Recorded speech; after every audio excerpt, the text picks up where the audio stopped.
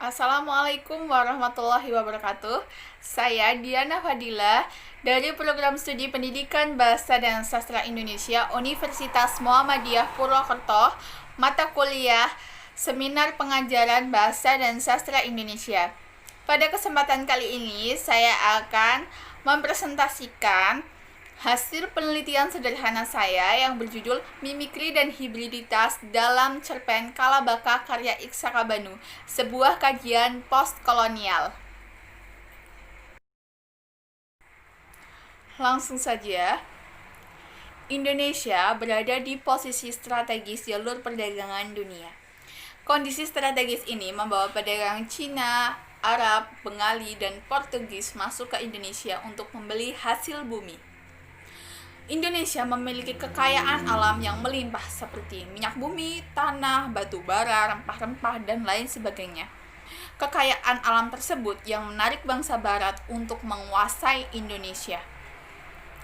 Dalam cerpen yang berjudul Kalabaka karya X Sakabanu mengisahkan isi surat seorang ayah untuk anaknya yang bernama Cisbridge, berisi mengenai cerita Kalabaka, pribumi asal Banda. Kalabaka diceritakan salah satu orang kaya yang menginginkan berunding dengan Belanda. Orang kaya di Banda dianggap sebagai pemimpin suatu masyarakat dan sebagai orang yang paling dipercaya oleh masyarakat. Sekelompok orang kaya di Banda adalah pembuat peraturan, perlindungan, dan sanksi. Penampilan Kalabaka menyerupai orang Eropa dan fasih berbahasa Belanda. Wawasan Kalabaka luas. Ia mampu bercerita sejarah pribumi kepada Hendrik Cornelis Adam atau ayah Cisbridge. Kalabaka meminta Belanda agar seperti orang-orang Portugis yang bisa menjadi mitra dagang, bukan untuk menguasai Banda. Namun Belanda tetap menginginkan menguasai Banda yang memiliki perkebunan pala dan fuli. Banda akan dijadikan tempat kekuasaan VOC atau Verenigde Oost-Indische Compagnie atau Persekutuan Dagang Hindia Belanda. Oleh karena itu, ada dua rumusan masalah yang bisa saya buat di sini.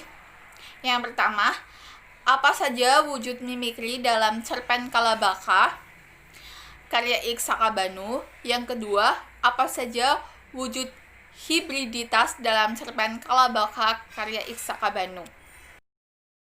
Selanjutnya, postkolonial merupakan kajian di masa kolonialisme meliputi dampak kolonialisme terhadap terjajah.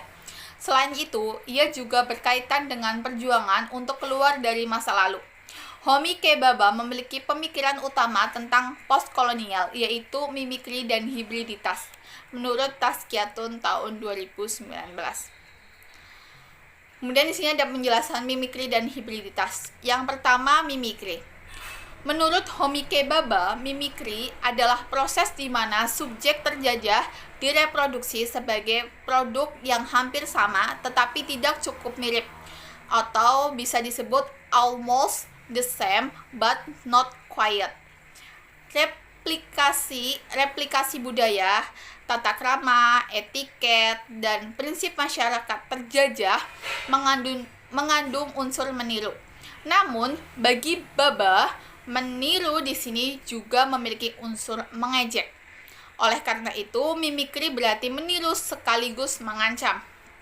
Nah, dengan adanya mimikri ini, nantinya ada strata sosial seperti yang menggunakan gaun ala Eropa atau layaknya orang Eropa adalah yang memiliki status sosial tinggi. Seperti itu. Selanjutnya, hibriditas. Hibriditas adalah kondisi analogis untuk menjelaskan bahwa segala spesimen pasti berasal dari spesimen lainnya. Sehingga, dalam konteks budaya dan masyarakat, hibriditas menjelaskan bahwa tidak ada budaya dan masyarakat otentis, alami, dan yang paling unggul. Segalanya berasal dari rantai ikatan yang saling terhubung. Singkatnya, segala sesuatu tidak dapat dikaitkan sebagai makhluk yang diciptakan secara alami dan berasal dari ciptaan unggulan. Dalam penegasan yang lebih sederhana, hibriditas budaya hadir untuk membuat gejala sesuatu menjadi berantakan di dalam keseluruhan budaya. Ia juga menghilangkan semua strata hierarkis dan menekankan perbedaan jadi ketidakpedulian sehingga membuat semua bangsa adalah bangsa hybrid dan semuanya tumbuh bersama-sama. Menurut Setiawan tahun 2020. Jadi, hibriditas itu ada setelah mimikri. Adanya mimikri itu ada strata sosial, bahwa yang menggunakan baju khas Eropa itu adalah orang yang memiliki sosial tinggi atau memiliki derajat tinggi atau orang yang kaya. Tetapi dengan adanya hibriditas di sini, semuanya menjadi sama. Tidak ada yang stratanya tinggi atau stratanya yang rendah, atau tidak ada yang pribumi, tidak ada yang Eropa, semuanya sama jika ada hibriditas di sini. Misalnya, di dalam cerpen Kalabaka yang saya temui di sini adalah Hendrik Cornelis Adam atau ayah dari Grijsbergen. Ayah dari Grijsbergen ini, beliau justru malah membela Kalabaka. Karena apa? Karena dia didasari oleh rasa kemanusiaan.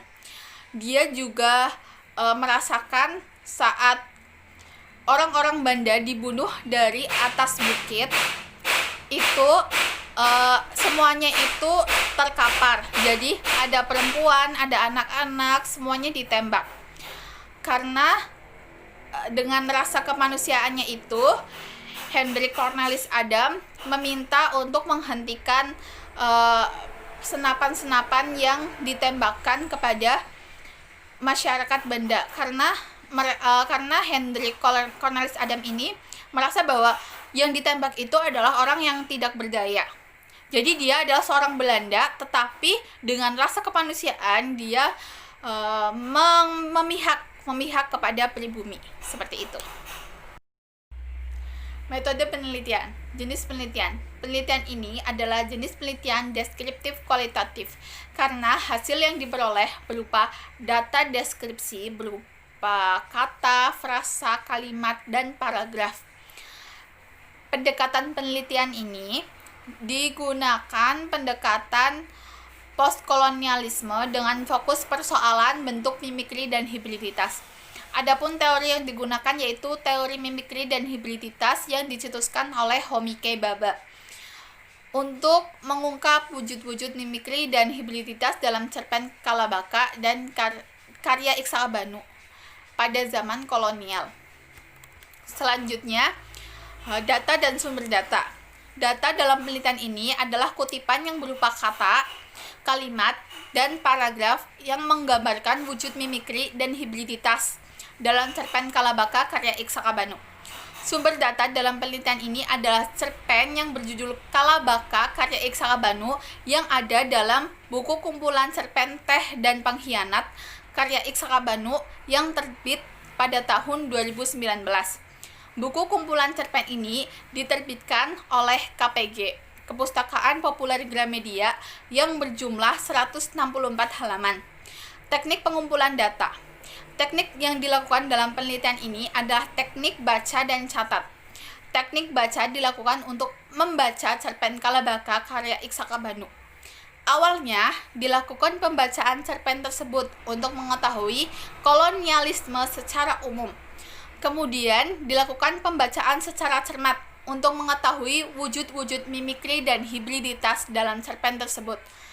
Pada teknik catat, peneliti mencatat hal-hal yang penting atau berkaitan dengan wujud mimikri dan hibriditas dalam cerpen tersebut.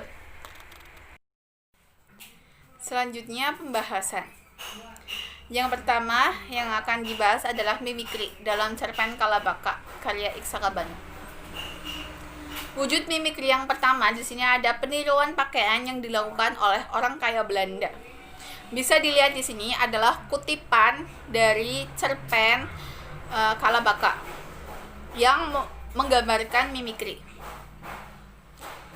Saya bacakan di sini. Kami hampiri orang kaya yang paling menonjol penampilannya. Ia seorang pemuda tampan berkulit jernih. Tampaknya seorang mestizo. Mestizo di sini bisa dibilang seperti blasteran. Namanya Kalabaka Manisa.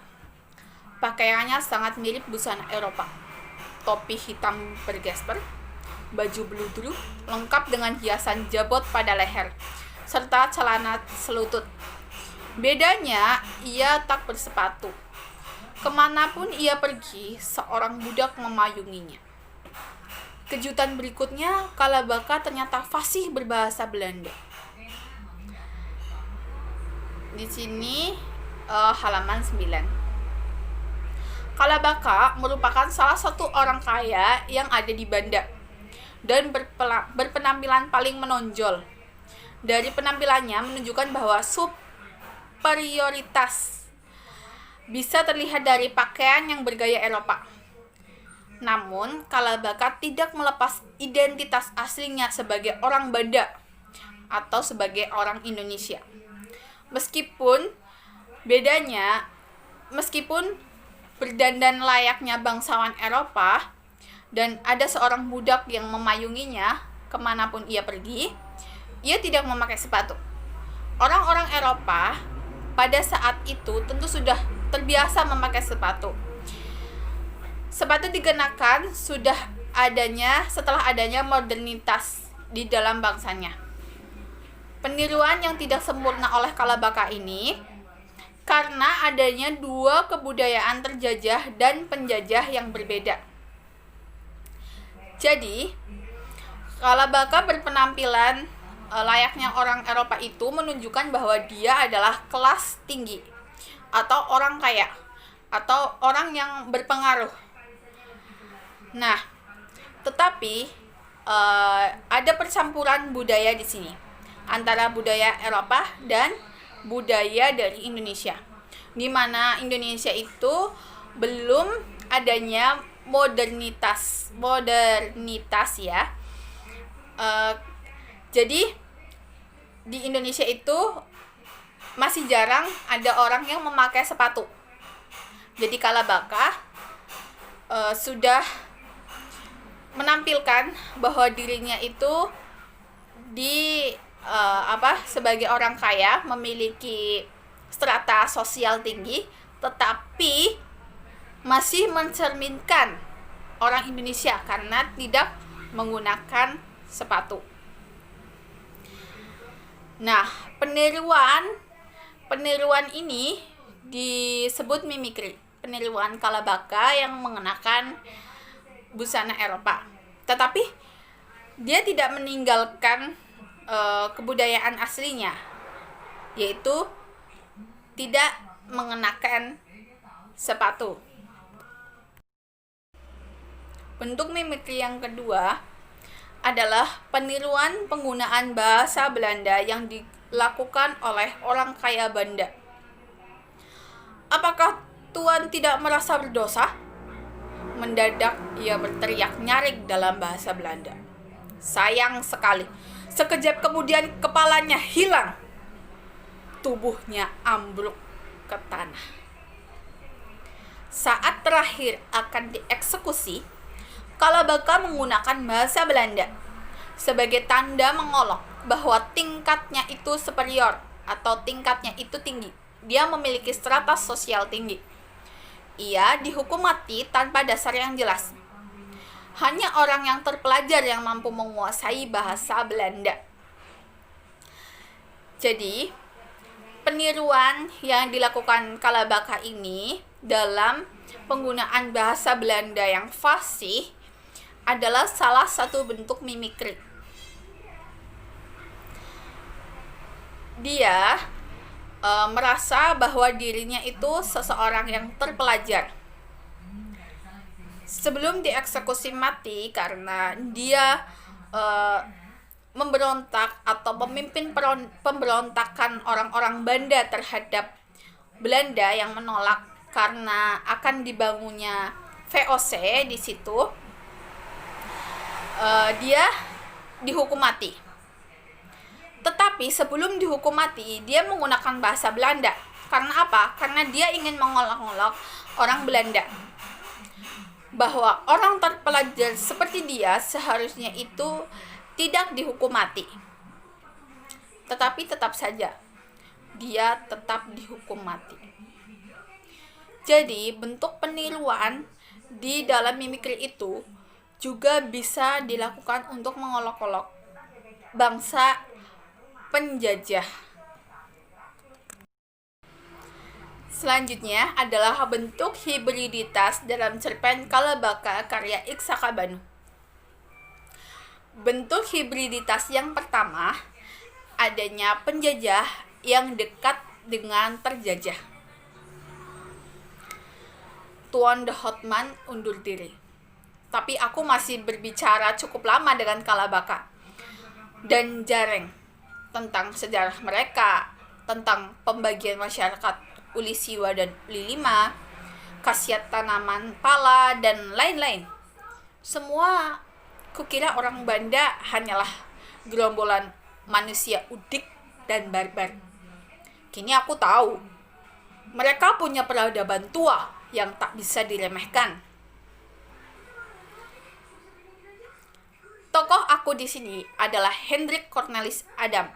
Ia merupakan orang Belanda yang dulunya bekerja sebagai Sutrecht di Amsterdam. Sutrecht di sini semacam polisi yang patroli. Ia merantau ke Hindia sebagai juru tulis Syah Bandar. Setelah itu, ia menjadi penerjemah ketika orang Belanda dan Hindia berkomunikasi. Kemampuannya dalam berbahasa Melayu sangat diandalkan, sehingga ia ikut misi ke Banda.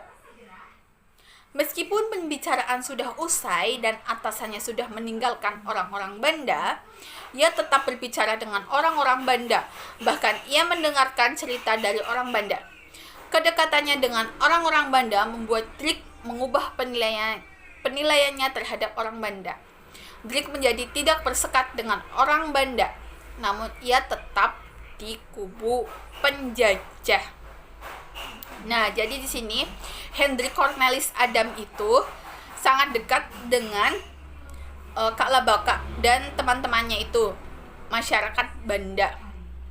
Hendrik Cornelis Adam ini adalah tokoh penjajah, tetapi dia bisa dekat dengan bangsa terjajah karena dia mendengar cerita-cerita dari orang Banda. Dia menghargai peradaban, menghargai cerita, menghargai wawasan dari orang-orang Banda tersebut. Yang kedua, bentuk hibriditasnya adalah rasa kemanusiaan penjajah terhadap terjajah.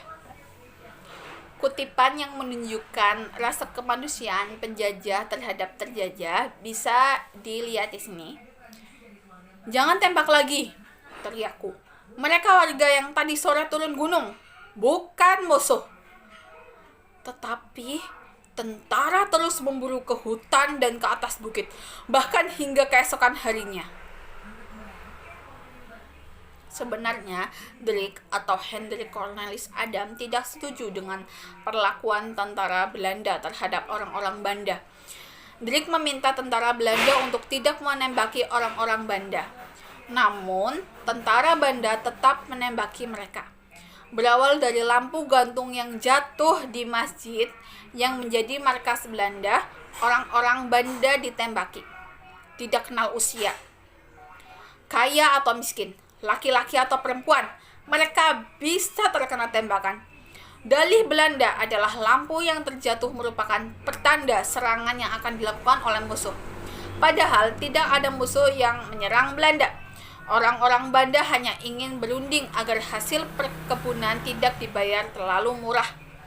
Usaha Belanda untuk menguasai Banda sebagai ladang VOC hampir berhasil, karena penduduk sudah banyak yang meninggal tanpa perlawanan.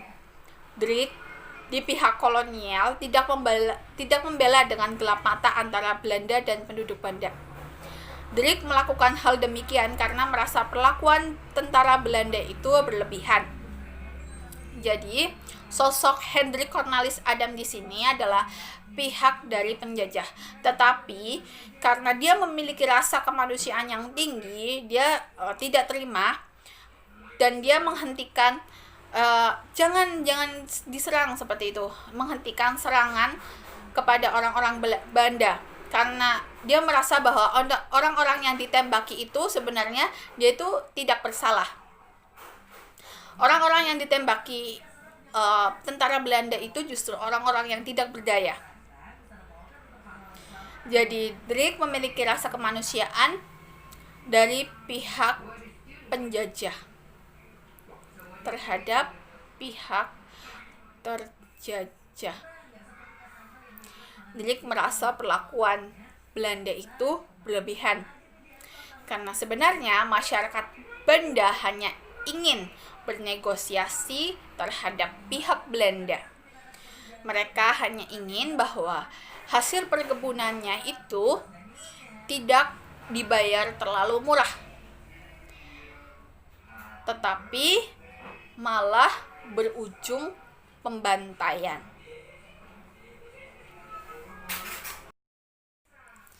Bisa dilihat di sini ada bentuk hibriditas lagi. Tuan, kataku kepada Letnan Van Wert, ini kekeliruan besar. Mereka tak bersalah. Kalau kemarin tidak kita kejar ke atas bukit, tak mungkin mereka berani melawan. Tapi keponakan Kalabaka dan beberapa orang lain sudah mengaku bergabung dalam sebuah komplotan yang ingin membunuh kita semua. Jatuhnya lampu di masjid itu memang sandi untuk menyerang, sahut Letnan. Lihatlah tubuh mereka, Letnan. Mereka disiksa habis-habisan. Dengan siksaan macam itu, siapapun akan mengakui semua tuduhan, kataku sambil terus mengamati kandang bambu. Rasa kemanusiaan Dirk terhadap penduduk Banda mulai terguncang. Dirk menjadi identitas baru ya di pihak penjajah, tetapi menaruh empati terhadap pihak terjajah. Dirk merasa ada yang keliru perlakuan tentara kolonial terhadap orang-orang Banda. Dirk berasumsi pengakuan saat lampu gantung masih jatuh adalah ulah penduduk Banda yang akan menyerang itu merupakan pengakuan keterpaksaan. Pendapat Dirk tetap saja tidak didengar Letnan karena semua yang dilakukan merupakan perintah dari atasan. Jadi di sini Hendrik Cornelis Adam melihat orang-orang Banda disiksa, dia bilang kepada letnannya, itu sangat berlebihan, Letnan. Tapi letnannya itu tetap melakukan penyiksaan karena itu adalah perintah dari atasan.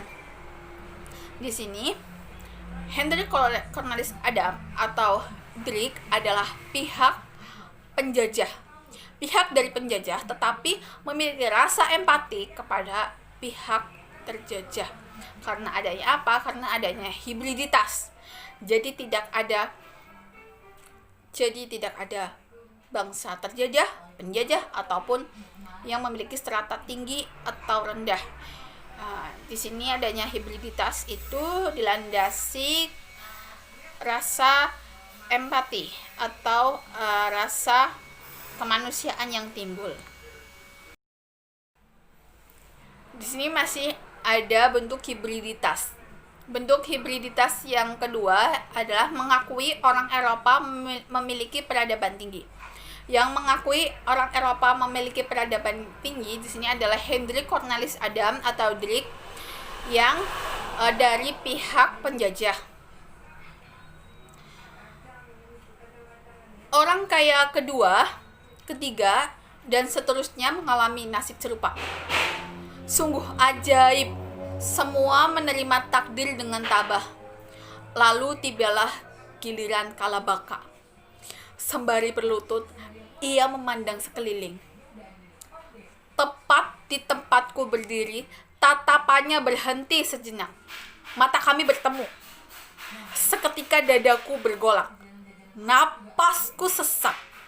Iya, Kalabaka Panisa, John Kendrick Kalbanker, anak muda terpelajar yang beberapa hari lalu menghabiskan senja di Naira bersamaku, membicarakan sejarah dan kebudayaan negerinya. Kini ia terpuruk di sini, setengah telanjang, menghadapi maut dengan cara mengerikan di tangan Eropa yang mengaku memiliki peradaban tinggi.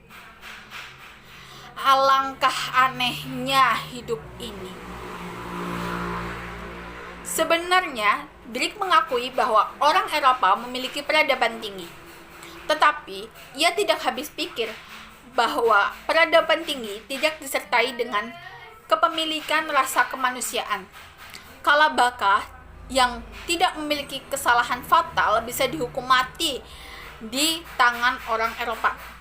Di dalam diri Drake bergejolak antara dirinya sebagai penjajah dan dirinya yang memiliki rasa kasihan. Di sini terlihat bahwa Barat lebih berkuasa dibandingkan Timur.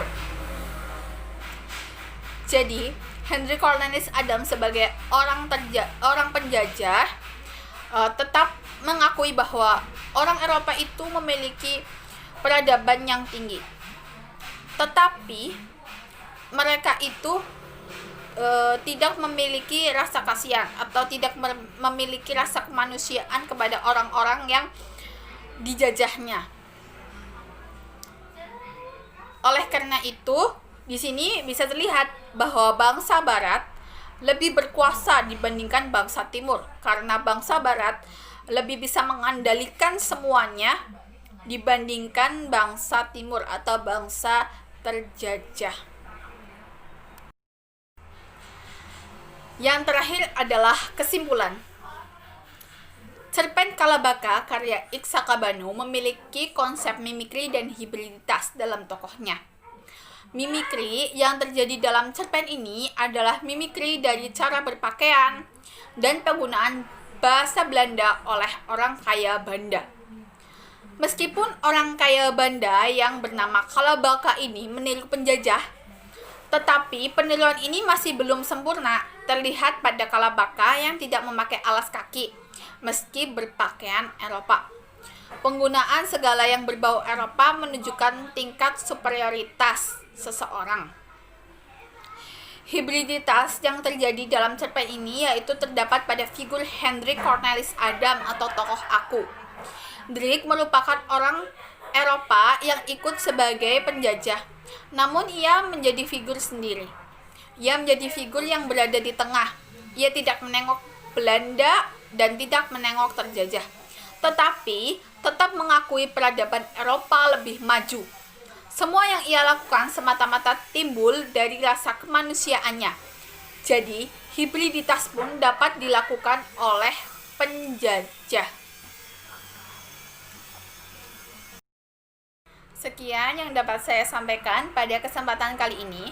Apabila ada kesalahan, saya memohon maaf karena di sini masih banyak kata atau nama menggunakan bahasa Belanda atau nama khas Belanda. Jadi apabila ada pengucapan kata yang salah, saya memohon maaf. Sekian, wabillahi taufiq wal hidayah. Wassalamualaikum warahmatullahi wabarakatuh.